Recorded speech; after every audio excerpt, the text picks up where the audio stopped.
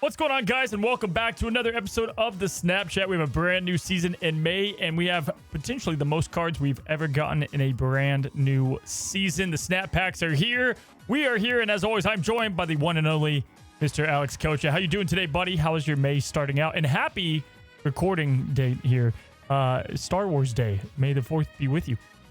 Thank you, sir. May the 4th be with you always. Yeah, it's actually a great day to be a Marvel Snap player. We got a new set of kind of like acquisition system that I know a lot of people have been engaging with. Still early to see how it's truly going to run, right? But I think a lot of people were like hoarding tokens for the drop, and then a lot of people got it. Hey, like I got collection complete, like because I was hoarding tokens and I used the Snap Packs to good effect. That's great. It sounds like the acquisition is improved.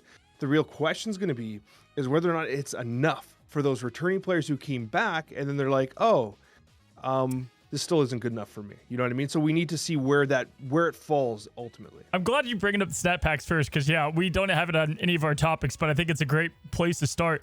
I think, first of all, they're great at launching things like right after we get our episodes released. So like we released last week's episode and they're like, by the way, 3 brand new cards. Here we go. Whoa. And it came out of nowhere. And so Move got obviously a massive upgrade this last week. We're going to be talking about that over on your side. But first of all, I have to say the surprise factor of Snap Packs, the extra goodies that you get, kind of the potential roll to get multiple cards, that was definitely like, oh, wow, kind of cool, shocking. Like, wasn't expecting that as much. I think that was a nice bonus. And the whole thing feels pretty good. What I'm curious about, though, is like you skip, let's say this week, all right, and you go to next week. It's like, how is this going to feel as you start skipping cards? And with Spotlights, you knew you could get one of 3. Now it could be one of X how many, right? And then whatever happens. Now, the cool thing about that is you're almost always getting like a newer card that's going to do something, potentially pretty well. But we're going to have to see how that works out for it, No, absolutely. And like the problem is like we joked about in the past with the Spotlight Cache system, you had landmines that were baked into the Spotlight Cache. So if a card was really good, or you almost could anticipate a card being good based on how bad the cache was. Yeah, because they're like, oh, fair. This card looks like it's going to be a banger, so they're going to put in absolute filth with it. Oh, look, it's another null variant. You know what I mean? It's right. And then when there's a bad card, they just filled it with like, oh, look, it's Gladiator and Loki or something cool, right? So now it's the same issue. Whereas if you're someone who's not collection complete, yes, they've kind of made it so that like there's segments of packs you can target cards with, but there's still landmines in there. Right, and you might have a seasonal pack with stuff you don't want. Were you collection complete, or did you have to get any like Series 4? I've always been collection complete. Yeah. I came very close to not being collection complete with King Eitri, and then you were like, "You seriously not gonna?" You called me out on the Snapchat, remember? Then I'm like, "Hey, fine, Cozy, I'll grind it." Dude, I think so. I want to say the UI is good. I'll give them credit there. I think everything looks polished there. They gave a free card. We were hoping for that as well. It took a second to get the tokens, but they ended up getting that rectified. So. Free card, we said they should have launched with something. That's kind of nice too. If you're coming back to the game, it's a little wonky, but I actually like that they gave tokens over the new card that they were going to do. They were going to give like a Series 5 pack, but they did tokens, and then that way, if you come back to the game, you have at least a choice where you want to spin those, right? So that's nice.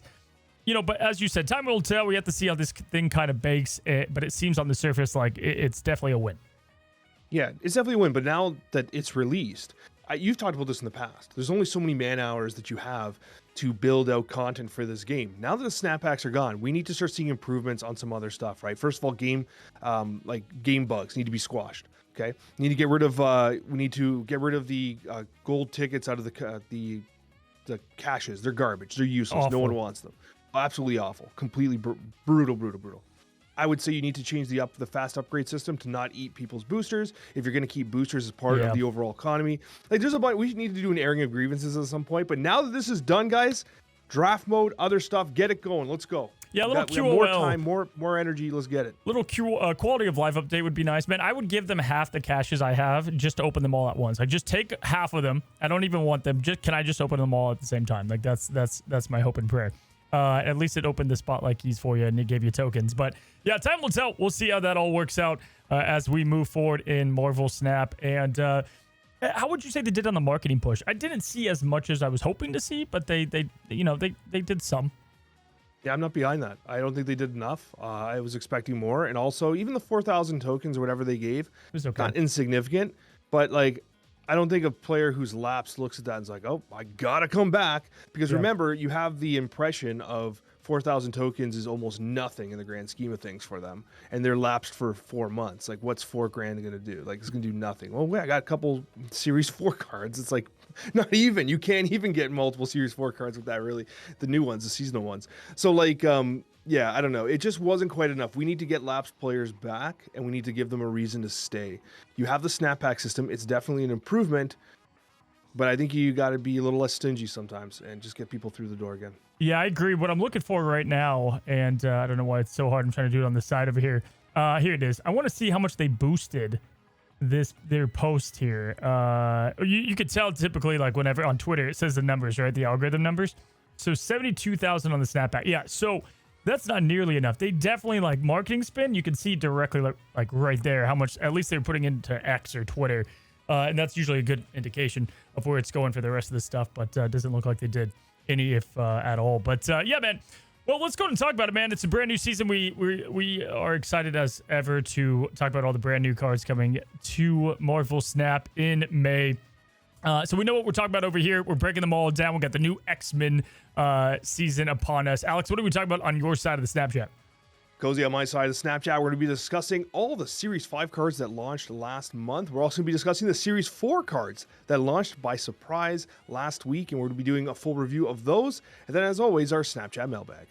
Well, buddy, before we jump into it, I'm about to, tonight, I'm going to be going to see Thunderbolts, man. And as I said, I think I said this last week, I heard whispers it's the best movie since Endgame, or at least potentially to live up to. Have you gone and seen it? Are you planning to go? What's the verdict? I would like to go. It's just a matter of finding time when. But I would like to go. Right, dude. I had to get a sitter. Like, I had to get it all lined up. You know what it is I avoid spoilers like crazy, and because we work with Marvel stuff all the time, like, all my algorithms are set to Marvel stuff. So it's just constantly in my feed and in my face. And so I can't do it. I can't risk getting spoiled. So gonna go over there. Apparently the end credit scene is like insane, is all I know. That's all I know. That's the I've not seen it. I've heard the words that it's insane. So I'm strapped up for it, buddy. And hopefully I think, man, they need a buff White Widow again, man. They completely made her such a garbage card in this game. Once a great time. I feel like we get so many good two drops, which we're about to talk about today. But we get so many good 2-drops, and then they end up just getting nerfed down the line once they've had their kind of reign. Yeah. Yeah, no, I know. White Widow completely fell off the face of the earth. Like, completely. Like, one small change. Oof. A significant nerf nonetheless, but it's gone. Completely gone. I don't know if I miss it, though. It was pretty rough. Like, in the heyday of White Widow, like, it was a lot, man. Yeah, it was. Well, but let's talk about the brand new season pass card, and the card to kick off this season is Esme Cuckoo. A 3/4, my friend. On reveal, copy a card from your deck into your hand. Set its cost to 3 and power to 4. Now, Alex, I think when we read this before, we were like, okay, you got Iron Man, you have some cool stuff. We looked at this back whenever it first was kind of released in the data mines, and it did not change from what we saw it as. I don't know if I expected this to be the season pass card, but as we continue to read it, obviously, man, you've got a little bit of a draw engine within this card, and you have a way to get access further into your deck, which is pretty cool. Obviously it can hit cards maybe you don't want it to, but I think this thing has some strong potential. Before we go into the synergy, though, first impressions, what's your star rating? First impressions, I think this is a strong 4, like a very strong 4. I don't think it hits like the 5 of some other stuff in the past, but I think it's a very strong 4. I don't want to dive too much into synergies yet, because I want to give you a chance to rebuttal your star rating and stuff like that. But this is a card that, as I continue to try to like design decks for and figure out, I'm like, I think this might be better than I gave it first credit for a lot of different reasons. But yeah, I'm gonna go with a good 4. Yeah, it's funny. It's a tough one to evaluate because I really like what it does. The fact that it's giving you a free draw is awesome, right? Potentially it could be the card that's on top. Keep in mind, guys, it's from your deck, so it's what's remaining, right? It's not your starting deck. It's not what you built. It's what's remaining in your deck. So you also have a little bit of foresight, right, of what's going to come. That's how it's going to work? Yeah, I absolutely think so. I don't think it's going to be like the top card. No. I think it would specify if it was a top card, so it's probably going to be a random card that's in your deck. But there is a couple things notable about that. That means that, like, for instance, I'm sure we'll talk about it, but if we can get right into it, like Silver Surfer, I want to talk about it quick. You could even open himself. I haven't even gotten to my star rating, and I just like Alex was just like Surfer. Okay, fine. I'll hold it. Yeah, Star rating, Cozy. Surfer's definitely definitely some synergy there. But no, I did all that just to say I agree with you on a strong 4. But yeah, go ahead. I'm buddy. glad. See, we agree. It'll be interesting because I have some pretty intense ratings coming up, so I'd like to see where you are. I get really excited about this, right? I like to know where you're at compared to where I am. But yeah, like for example with Surfer, right? A lot of people I think are going to focus on the fact that you're adding, you're making something 4 power, right? And so, Surfer goes from a 2 to a 4 power. A Sage goes from a 3-0 to a 3-4, and that's pretty cool. But I think what is really important here is that you could potentially copy Surfer that's in your deck. And if you don't draw it, then you have a Surfer there and you have your end game play. Or what if you draw a Surfer anyway? You got 2 Surfers. You can actually still draw into the cards that you've copied, which I think could create some pretty interesting shenanigans. And then the other side to this is because it says set its cost to 3, that makes me believe that it should work that if you hit Sarah with Cuckoo, right? If you hit Sarah is now technically a 3-costed card that will get buffed by Silver Surfer as well. So Gwenpool, Galacta, Sarah, and those types of cards that could be set to 3 cost could therefore be part of the buff towards Surfer. So I actually think that's pretty fascinating. Yeah, it's always, but the set is curious there because we've seen stuff like, does it change it to where Zabu can work and like things like that with 4-cost cards, and sometimes that's not the case. But if that is the case, then awesome, it could get buffed. Even if it's not, though, yeah. Here's the thing, I think this thing has way more potential than we're giving it by the simple fact of, in card games, right, you never know what you don't draw. And so if you are in fact getting a copy of a card that you don't draw, like that has so much power behind it in a 12-card deck game.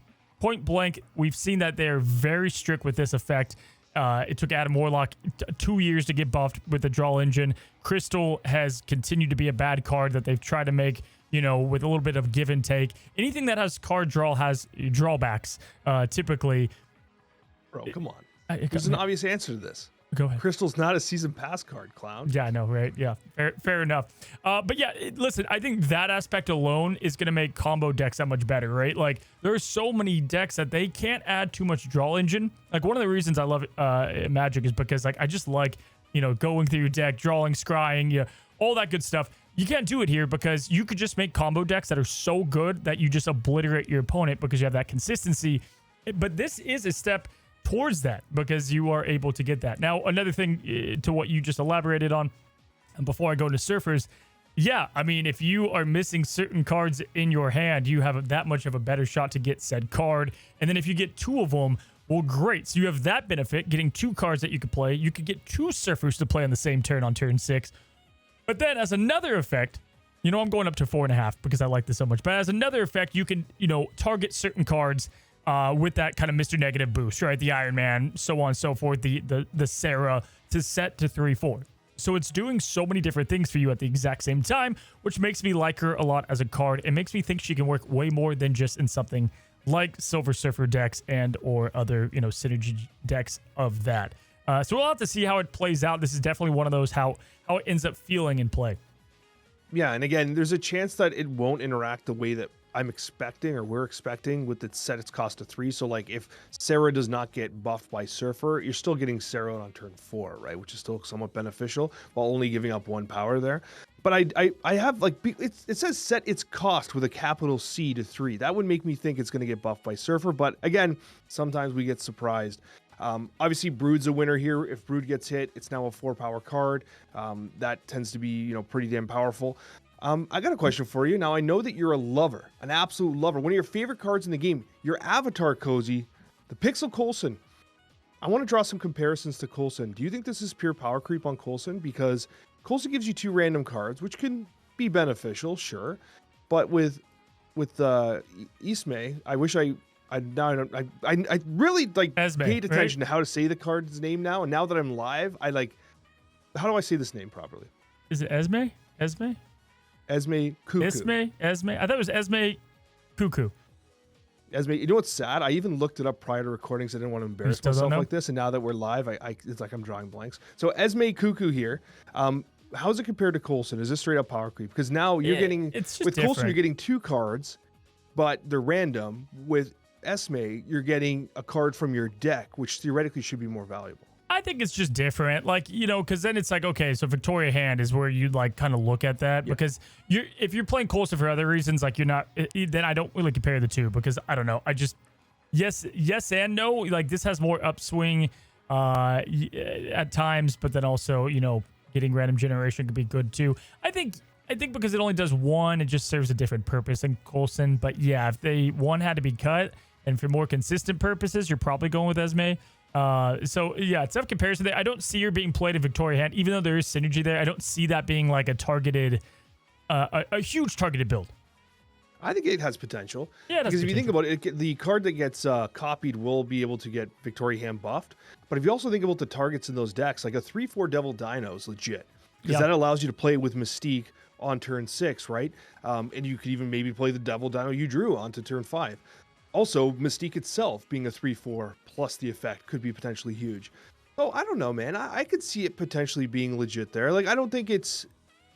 Ironically, Kahori last season was probably better for that overall. It didn't quite make it to the top. But I wonder if this card in conjunction with Kahori... Now you got me thinking about it. So I think it'll work. I think it'll work. But like when I compare it to like Surfer and some other brews that we could put together here, I think it's just like down a couple pegs from that, and so then it won't get played. Like we see that, like, oh, this could work, and then we find the one that does work, and then people gravitate towards that. Just play that, yeah. Like kind of what we saw with Strange, Supreme, and Thanos, right? Like that once that took heat, it's like, man, did that really kind of gain its ground, right? But I do agree, like it does have a shot there.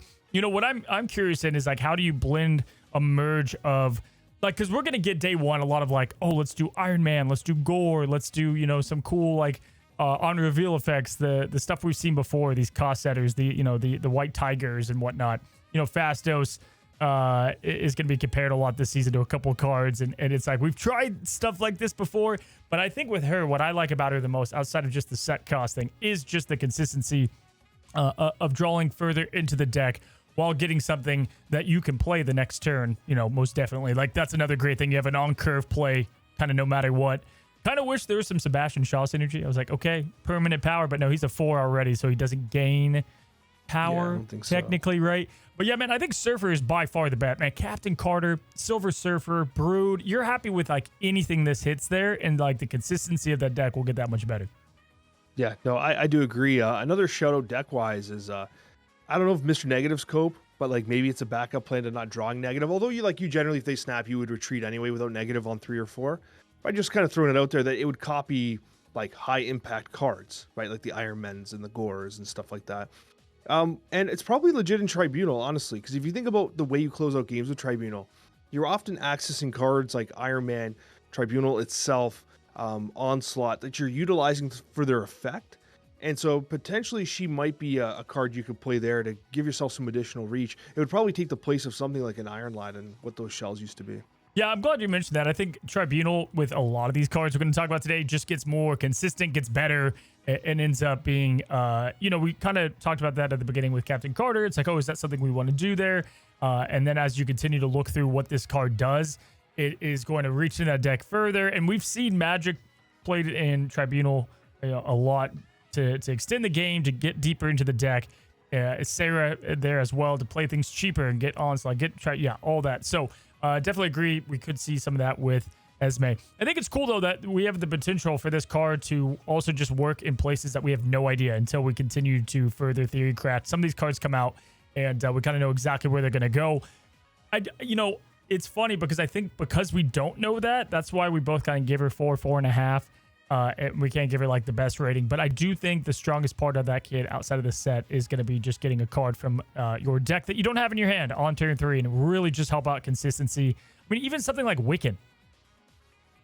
Ooh, yeah, true. Wiccan. Yeah. I mean, you're playing this on 3. Yeah. So you'd still play Wiccan on 4. You'd get the effect though. Wiccan's all about the effect, right? So it still works. I like Surge actually way better, which we're about to get to, in Wiccan than I do Esme, because that's more of an on-curve play. Anything though to close out Esme, obviously cards like Gore and with low power, high potential, those are going to be, the big winners. But no, I do have. I'm going to come back to her in our next discussion though. I think. Yeah, great. I like to see it. I like to hear it. Tip the hat a little bit. Okay, fair enough. Well, let's go ahead and continue on to our next card. And listen, we will not shy away from probably both of us liking it. I mean, is this your 5-star card of the month or what? You know what? I am not going to go 5-star on this. Okay. I think it's really good, but I think it might be getting pumped a little hard. Okay. I think it's the best card this month. I think it's the most interesting card this month, and it could very well be the best card this month. Ooh, I'm curious. But I don't know if I would go 5 on this. I think it's a 4. I think it's a 4 for me. Yeah. I think I'm gonna go 5. I think this is the one where I see it being played. This is like the new 2, as I said earlier. I think this is like the new 2 that gets played. So if you don't know, Surge is a 2/2. Okay. On reveal, give the top card of your deck -1 cost and +1 power. And after you play that, you're gonna repeat this ability. So you're essentially just continuing this snowball, if you will, of what your top deck's going to be over and over. And as you play those cards, you get to be able to get the effect yet again. Surge does have to be on a location to get this effect, and there's ways to abuse this. Alex, I'll give it to you first. Okay, so first of all, I'm actually super excited about this card. When this card was data mined, and it's pretty much remained consistent. I don't know if the power changed at all. It might have been a 2/3. I don't remember. But I was super excited. I think this is a really cool effect, really cool ability. I think it's a really cool design. Kudos to whoever came up with this idea, because I think it's neat. This is like what Marvel Snap should be. Really interesting stuff that wouldn't be able to, like, this is the type of thing that would be hard to replicate in paper, right? For instance, like, and that's where Marvel Snap really shines. However, if you get everything perfect and every top deck that you get is exactly what you want to play, then yeah, this crushes. The numbers get insane, especially when you consider the negative cost. And then if you start to factor in her power she's outputting, and then the negative cost, she's like, this could be like a -3, 6 power card or whatever, right? Or like, you know what I mean? Like, it's kind of interesting how it scales. However, you're going to play cards in your starting hand, right? You're not going to play Surge on 2 every single time. And there's going to be moments where, you know, you play Surge, and then you top deck a card. You're like, well, this card's not what I want to play right now. I'm going to play this. And then you play the other one. So you're going to be like holding back its upward potential a little bit. I'm just concerned of what the flow of the game state looks like for Surge. On paper, you play Surge and you just keep playing the top decked card. But I don't think that's the way we play Snap for the most part.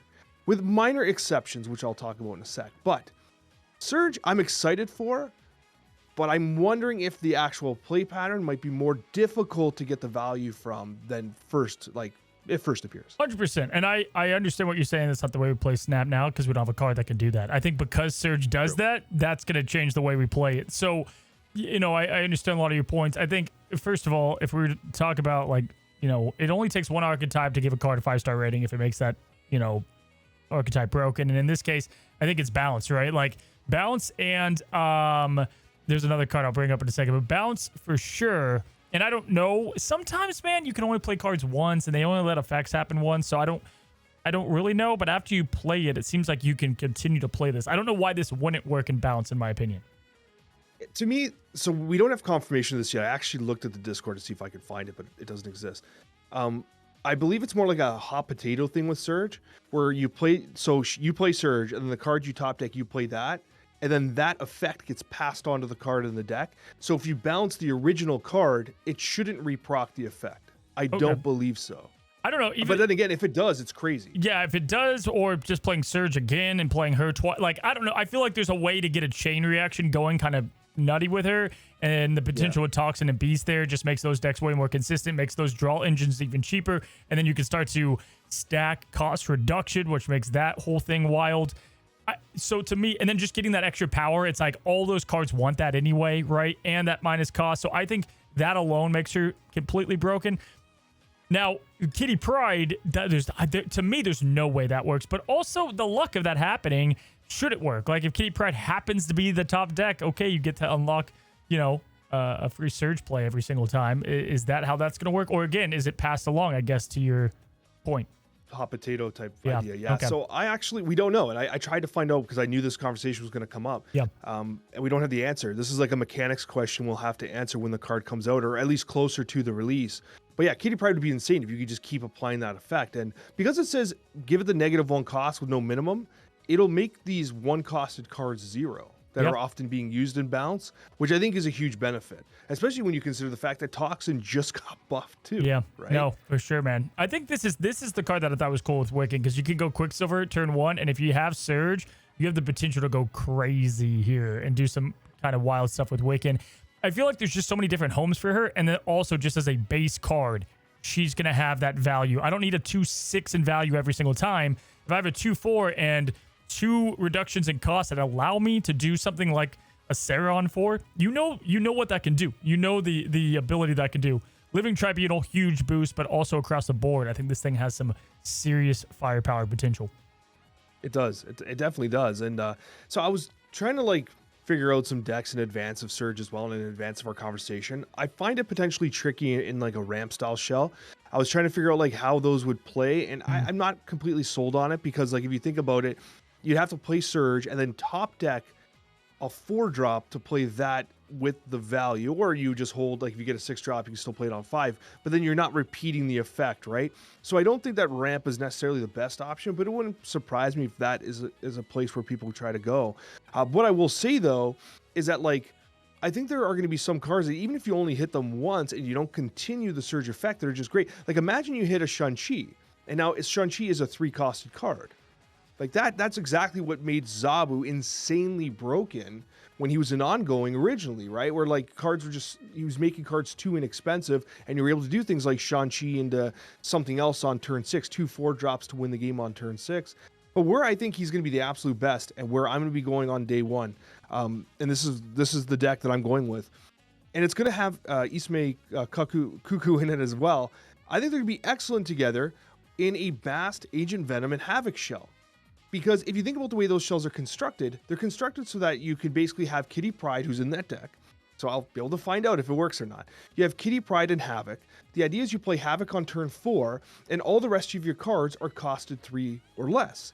What that allows you to do is play Kitty Pryde plus a 3-drop that you top deck, regardless of what happens with Havoc, because he's always stealing that energy. You only require 4 energy in order to actually complete your turn every turn.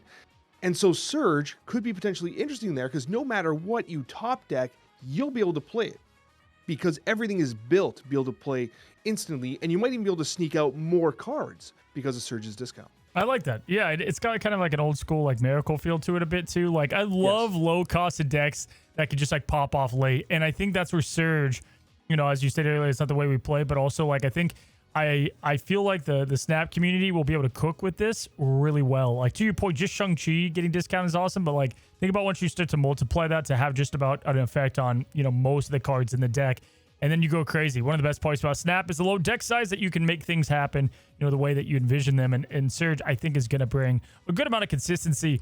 I used to always like measure like, oh, but if you don't draw her, and I think, Falcon Captain America kind of just destroyed that. Sam Wilson, like, we were like, well, what if you don't get him and you can't play the shield? Turns out he was always a good card. Now, obviously, there's other reasons for that, but I think Surge has kind of the world ahead to be a good 2-cost. And I like that she's coming now and not later, because if this is a card that's like a must get and you are collection complete or close to it, then, you're going to roll less of a chance to be able to get this.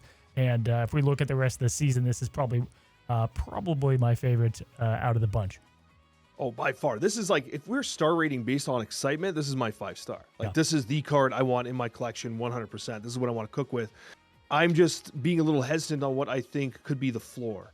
I think the floor could be slightly lower on Surge because of but as you said, people are going to get this. I think the excitement's high enough that there's going to be cooks. People are going to cook, and someone's going to figure something out that's an absolute banger. And sometimes that's what you need. You just need one really well-designed deck for a card to take off. I'm shocked I am blown away. You did not bring up Howard the Duck. You didn't bring up Grandmaster. Like, you really had to continue. So I was ready for are you ready for medical grade copium? Get the veins ready. I'm here. I was ready. Wait, well then all the rest of the cards we got to talk about require medical grade copium.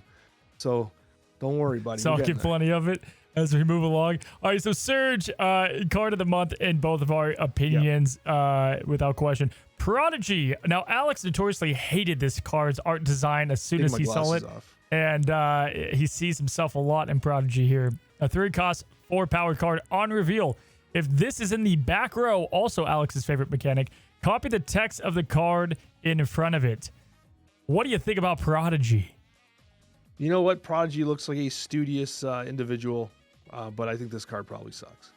Yeah, I don't think it's that good. I think that we got our answer to how this mechanic works, and it's it's just awkward. Like, at least I felt this way with, Captain Carter, even before they, now keep in mind there's back row, front row, but I feel like there were games where I'm like, whoa, look at what I've done, but there was so many more games where it's like, oh, I can force this to happen, I guess, and then I'm screwed over here, or, oh, well, that doesn't work out where I want to play, or my opponent is stacked up there somewhat. And so because it almost forces you to commit so much, that's what I don't like about it, and that's what I'm hesitant about for the back row. I absolutely agree 100%. We got the answer with Agent Carter as to how that macro gameplay feels, and it doesn't necessarily feel great.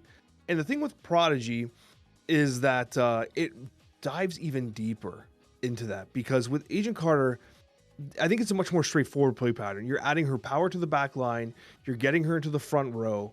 With Prodigy, there's an added level of complexity. It's like an extra stage of abstraction where like you have to have a card in front specific to one of the two locations to then copy to make it worth it. I just think it's too expensive. What's your cost? At a 3-drop star rating you're giving him? My star, I'm doing 2, and I wrote in brackets barely. Oh, okay. Yeah, I think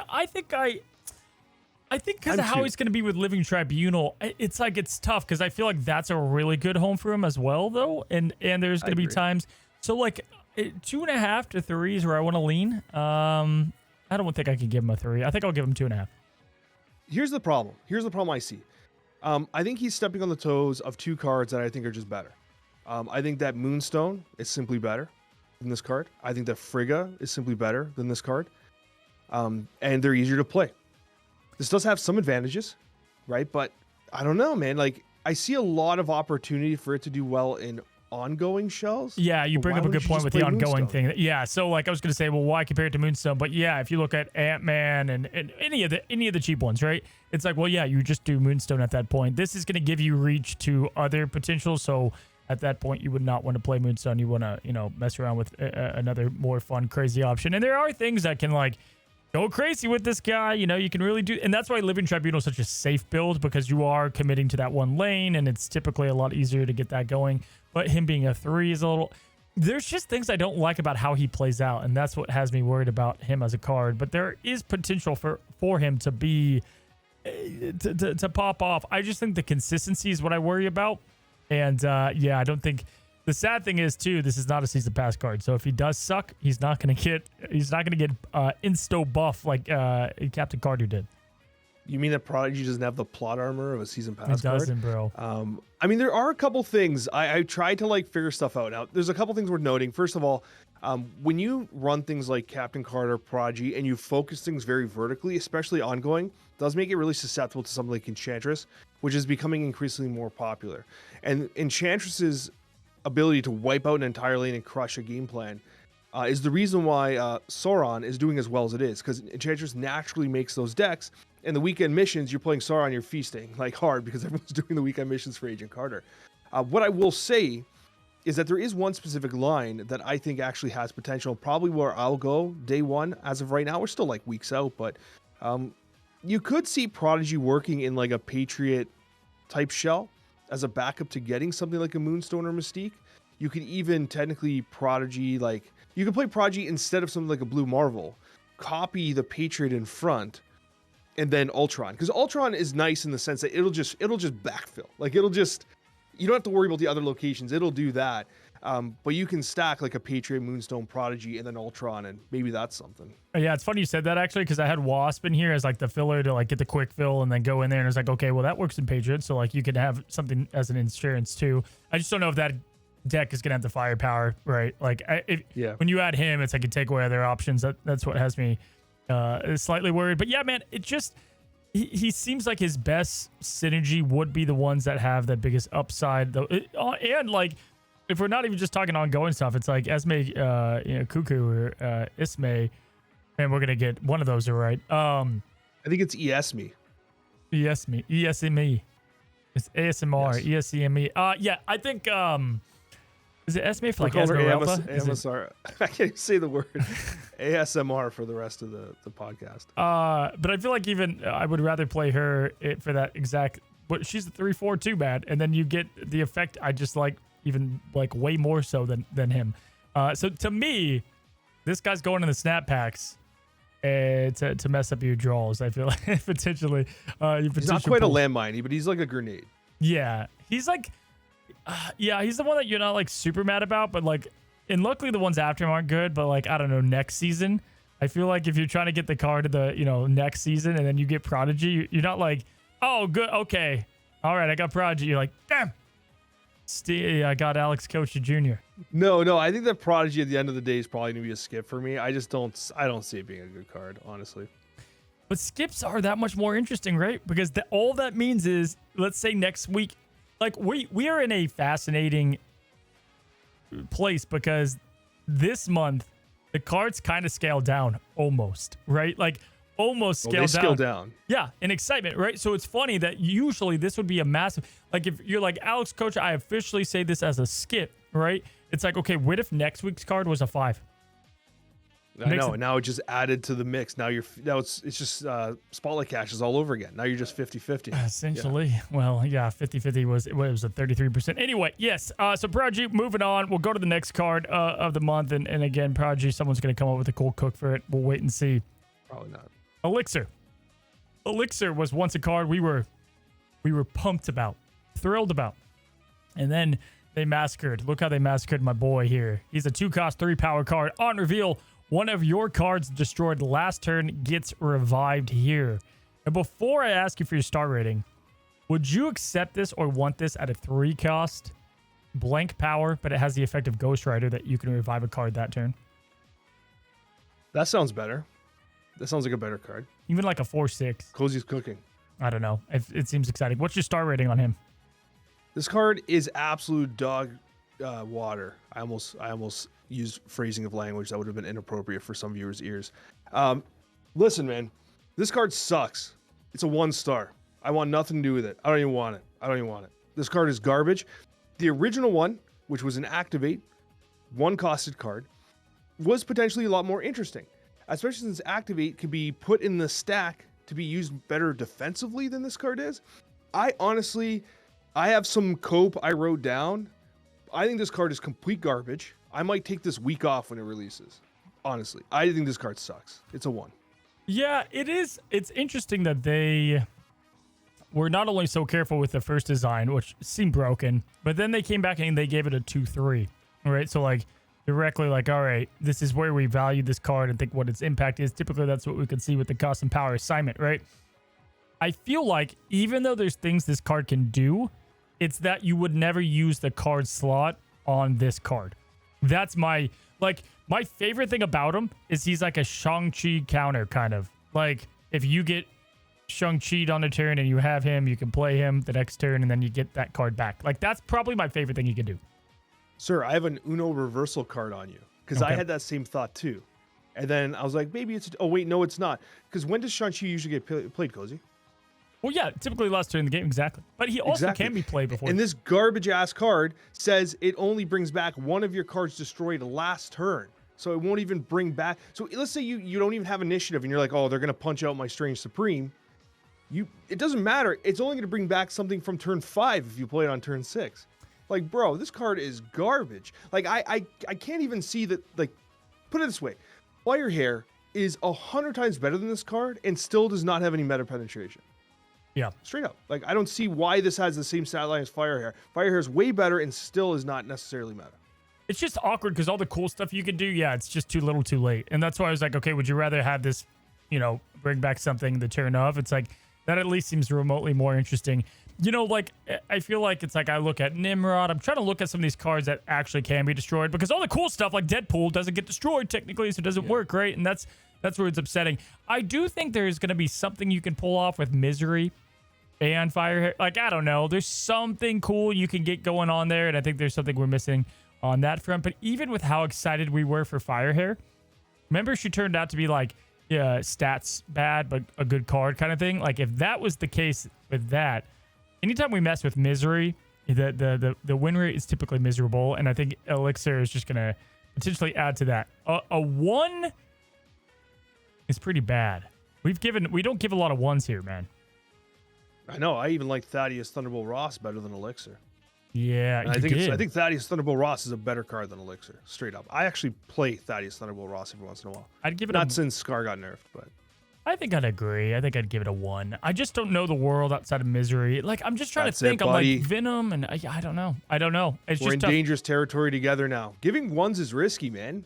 Yeah, because We're if setting it ourselves has up for like the roast, right? 'Cause even this is the marginal best card of the use. season now. You know that, right? Yeah, it's coming out right away. Yeah, because I'm looking at all these. Maybe a Tuma?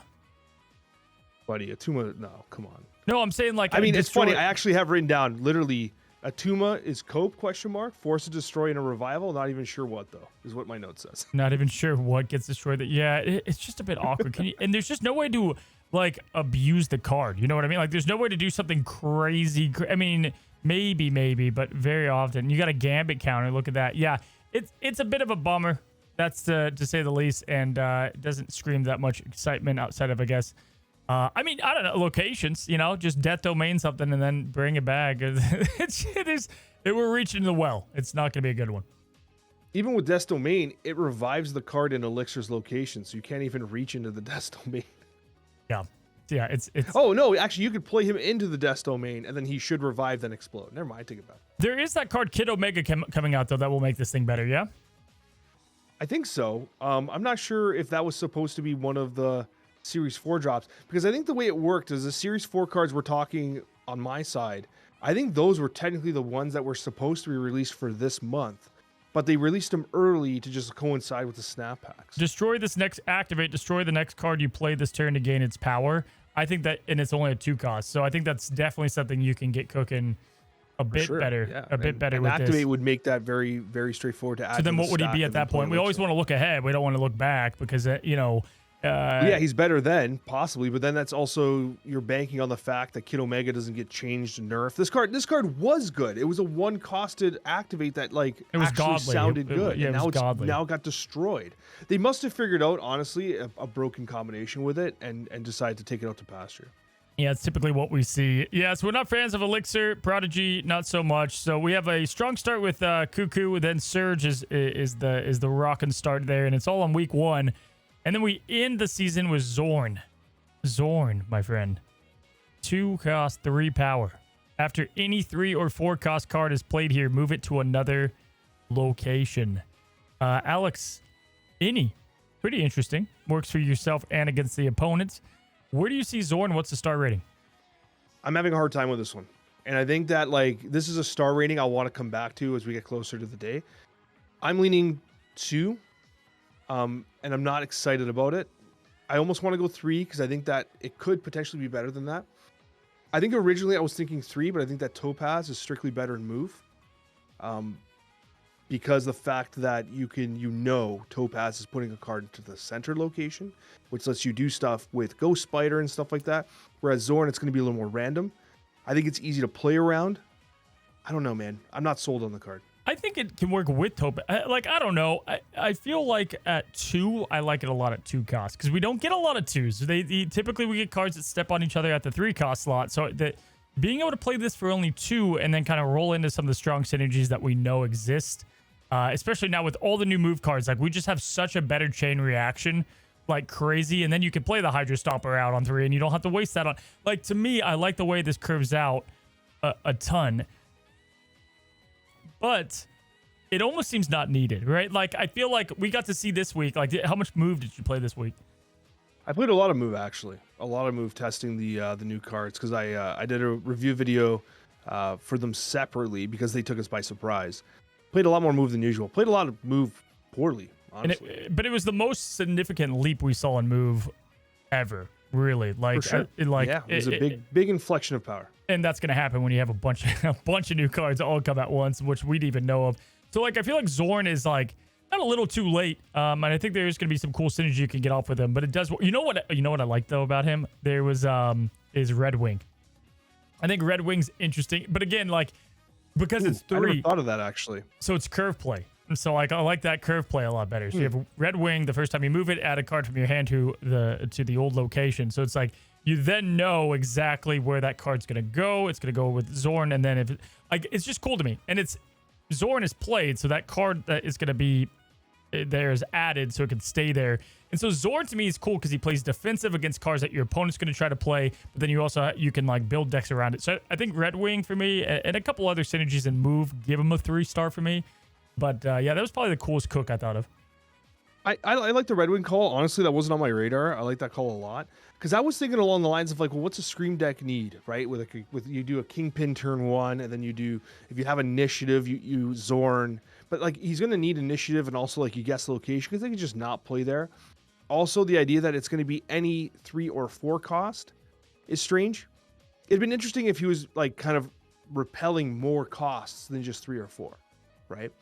I think they're trying to get a little too cute with the Magneto byline here, like the kind of the way that Magneto and Asteroid M work. I think they're really getting cute with the lore, and I think it might be compromising the card. What if they think Surfer is going to get too good, and this is just a Surfer deck card? I don't even know how it attacks against Surfer though, because you can't play cards on that location. Yeah, Brood. Yeah, but you could just fill the other location, no? You fill all Brood the other would fill one, and then things would bounce around. Yeah, but it techs it technically a little bit. It makes their gameplay. If they don't get Brood, they're probably in trouble anyway with Surfer. But I think it makes it a bit. So basically, day one, you're telling me to make a Xorn Jean Grey deck. Exactly. Yeah. Force them into the Xorn. Exactly. They just play Vision. I cry. Like what? I don't know. Yeah, right. Yeah, they just play the other location. But he doesn't even move. He just sits there actually because it doesn't repel 5 costs. Only 2. It's only 2 cost commitment. I'm trying to find use for him. All right, I'm trying to find use for him. I think that this card is probably going to be like not as bad as Elixir, but I think it's going to be too niche. Listen, this is a classic Marvel Snap problem we're going to have going forward. There's 12 cards in a deck. I don't see this making it. For sure. The point I brought up earlier is like, oh, cool. Like Prodigy. It's like, oh, cool. But does he ever make the 12 decks or 12 cards in a deck? And like as the game continues to not only expand, but as the game continues to evolve and we get better and better cards and tighten up those archetypes, you got to really prove yourself. It's taken some archetypes years to get replacements, man. We saw that with Destroy. Like, you remember X-23 was the first significant change to Destroy for like a year and a half. Like, no matter what we put in there. And so, I think Xorn could be another example of that. Yeah, that's the hope. I mean, we'll see. And also, like, this is obviously the tail end of the season. A lot changes. This could get buffed. The text could change. Archetypes that it could go into could get buffed or changed. Yep. We've seen that before, too. A lot can change before we get to Xorn. So I'm tentative at best. So pretty easy, right? It's going to be, to put them in order. Surge is our number 1. 2 is going to be Cuckoo. I'm going to go Esme Cuckoo, then Surge. Oh, yeah, from a power standpoint. Okay. From a power standpoint, excitement-wise, I'm Surge 1. But in terms of ranking power-wise, I think Esme, which I'm still saying wrong probably, I think might end up just being better. I don't even know, man. I don't know. Surge, it's so close. It's so close. I actually really like Surge. Should we just put Surge 1 or what? I have Surge 1, Esme 2. 3, I think... I'm going to do Esme 1, Surge 2. I think I'm going to go Xorn over Prodigy for 3. I'm going to go Prodigy over Xorn. Yeah, that's probably right, to be honest. Like, honestly, that's probably right. Yeah, then Elixir dead last. And then we just got all those move cards. So definitely going to be an interesting month. May has always been historically a really good month for Snap, like just in terms of what we've seen. They did announce, we did get word apparently of a second dinner ran tournament. Did you hear about this? Only fleeting information about it. I think they said, "Are you interested in learning more?" I said, "Yes." I think it was literally like emote here if you want to learn more. Is the extent of the knowledge I have. Yeah. I think that's cool that they're potentially gonna dive into the competitive scene, and we'll see what that looks like. Would love to, buddy. I'm super excited about a potential competitive scene, man. I hope to see you at the desk. Oh, would love to, man. Would love second dinner just awesome. To say hello. We got one. We did the Deadpool's diner. Remember? It was just all bots. Well, we're trying to cast, and they're like, "Stop talking about the bots." And our ears. Golly, yeah. They're like, "Don't mention the bots." And then there's like a Colossus plate on turn 4, and I'm like, "Well, Alex, that's a bold move from Henry right there." I'm off camera. I'm like this. Dude, they just kept saying, "Don't talk about the bots." It was so awful, and I can't talk about it much. But for those that are listening, there's the. Did you see Rivals with a $3 million tournament? No, I didn't see that. 3 They million. announced You that? missed this dude's biggest. This isn't even like Rivals news. This was like massive, like just like competitive video game Buddy, news. I'm under a rock, man. Yeah, I don't know clearly. what's going on. $3 million by the Rivals team LAN tournament Worlds. So they're gonna get every single region, best teams, best players, put them against each other. Buddy, that is incredible. Cool. I'll be competing in person. This is perfect. It's just yeah, right. You'll be representing I'll be Canada. Rocket Raccoon, baby. Yeah. Lord Rocket. You'll be competing in Canada, man. So it's exciting times, man. Exciting for Snap. I definitely want to see how things continue to evolve. Obviously, with more in the Snap pack. Do you think? Okay, so here's the deal. This is the only thing that I was a little like. They were like, and in the future, archetype specific creator packs. How's alliances going? Weren't they in the future? Wasn't there alliance for? You know what I mean? I feel like I've heard the word in the future a lot with Snap, and it makes me a bit nervous. You know what I was thinking about the other day, and I know this is not directly answering your question, but they haven't released a roadmap in a while because I think the last time they did, that did not go so well. So I don't know if we ever see one of those ever again. I think that was a year ago. I think the future, yeah, it's a while, man, and hopefully they get IGN to do the reveal again. That'd be great. Oh man, we can only be so lucky. Only the OGs remember that. Goodness. Well, guys, if you enjoyed today's video, awesome, great. We're glad to be here yet another month and week for the Snapchat. On Alex's side, we're going to be talking about Series 5 cards in April. There's a lot of them, and there's a lot of Series 4 cards released in review. Then we're also going to be breaking down the Snapchat mailbag. Will Alex be wrong about Zelda being on Super Smash again? You'll have to wait and see and go check out his side. And as always, guys, until the next one, happy snapping.